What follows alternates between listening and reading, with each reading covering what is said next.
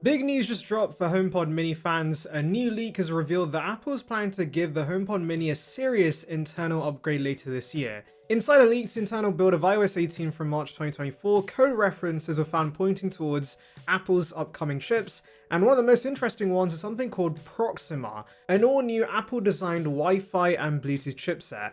According to tipsters, the Proxima chip will make its debut in the new Apple TV and HomePod Mini models, launching later this year. This is a big deal because it marks Apple's next step in cutting ties with third-party suppliers like Broadcom, just like it ditched Intel and Macs, and is transitioning away from Qualcomm in their iPhones. With Proxima, Apple's fully in control of the wireless experience, and the HomePod Mini could be one of the first devices to benefit from this. So what does this mean for you and your smart speaker? Well, the current HomePod Mini is running on Wi-Fi 4, which is ancient at this point. The Proxima chip is expected to bring Wi-Fi 6E or even Wi-Fi 7, along with faster Bluetooth 5.3, resulting in a much more reliable connection. This means quicker Siri response times, smoother audio handoff, and better performance across the board.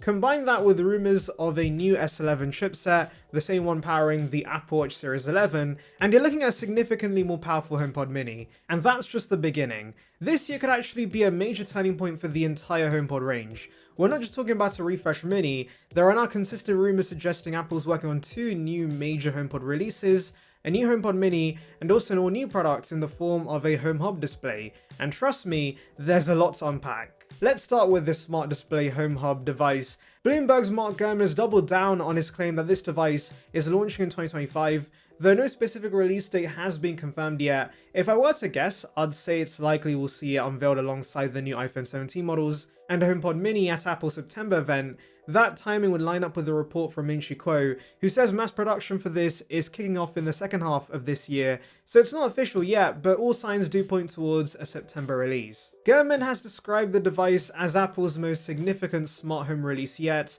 That's saying something. Apple hasn't exactly led the smart home space, so this could be a sign that Apple's taking the market more seriously. The product itself, Gurman says, will be a smaller, cheaper iPad-like device meant to control your smart appliances, make FaceTime calls, and perform other tasks, whatever that is. Essentially, this is Apple's answer to the Amazon Echo Show or Google Nest Hub, devices that have been around for years. What's exciting though is what's inside. This Home Hub is reportedly powered by the A18, which gives it full access to Apple Intelligence, the new AI suite baked into iOS as well. That means this won't just be a dumb screen for asking the weather, it will be capable of smart suggestions, automation, and context-aware responses. Though, to be fair, even with the A18 and Apple Intelligence on the iPhone, we're still dealing with the same old terrible Siri. So temper your expectations there. That said, something that won't let you down is hitting that subscribe button, so do it now.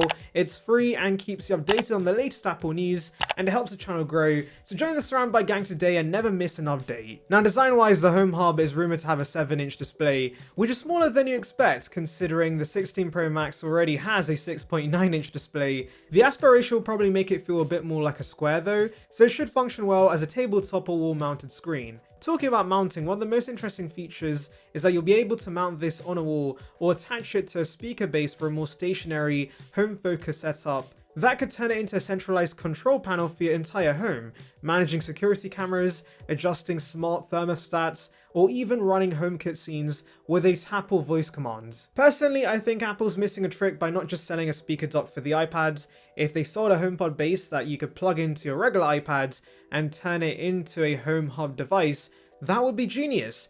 But of course, this is Apple, so instead of giving us a multi-purpose setup, they'll probably want you to both buy an iPad and this new Home Hub separately. The software running on this new product will reportedly be called HomeOS, and it's going to feature a widget-based home screen, full Siri integration, and deep ties to HomeKit. There'll also be a built-in camera, making it ideal for FaceTime calls, especially for older users who might not want or need a full iPad. I can definitely see this being popular with grandparents who want a simple, no-frills way to keep in touch with family. Now let's talk pricing. Competing products from Google and Amazon typically start at around $100, but this is Apple, so of course it's going to be slightly higher, maybe $199 or more. That's not horrible, especially if the build quality, speakers, and display are up to Apple's usual standards. and we still don't know the final name. It could end up being part of the HomePod family, maybe called the HomePod Hub, or it might come under a whole new name entirely. But for a lot of people, this smart display isn't going to be the main draw. The real attention is on the updated HomePod Mini.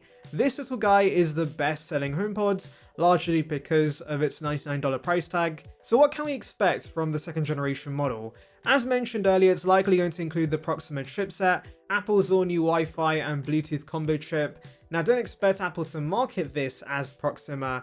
That seems to be a code name for this new chipset, and the name will probably get a new letter, similar to how they used M for Mac chips and C recently for their first 5G modem. I don't think they've used B yet, so maybe this could be called B1.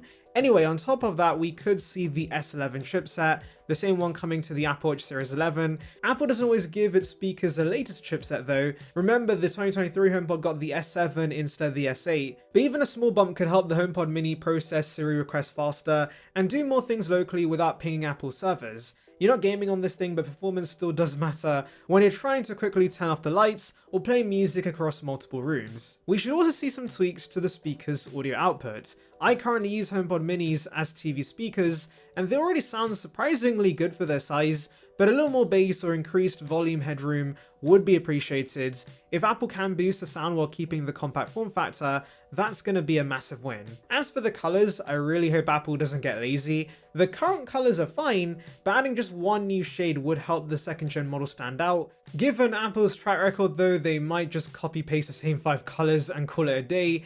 Not the end of the world, but still would be a missed opportunity for something fresh. There's also rumored ultra-wideband chip upgrades, possibly the new U2 chipset, which will help improve proximity-based interactions and make handoff even faster. All of these upgrades combined would make the new HomePod Mini feel more modern and responsive, but the most important thing Apple needs to get right is the price. If this thing jumps up to $129 or $149, that could seriously damage its appeal. $99 is what made the Mini a hit, and if Apple wants to keep on top, they need to hold that line. Now, if you're wondering about the regular HomePods, we haven't heard any updates about that model. It was last updated in 2023, and to be fair, there's not much they can do apart from updating the internals. But honestly, the biggest thing they should address is the pricing, because I still think it's too expensive, so they should work on reducing the price. So between the powerful new Proxima chipset, better wireless standards, snappier Siri, and some minor audio improvements, the next HomePod Mini is shaping up to be a solid, if incremental, upgrade. And with the Home Hub potentially arriving in a few months, Apple seems to be finally waking up to the smart home race. Anyway, let me know your thoughts in the comments. Are you excited about the new HomePod Mini? Would you buy the Home Hub smart display, or are you waiting to see how Apple prices it? Don't forget to like and subscribe for more deep dives like this. Thanks for watching, and I'll catch you in the next one.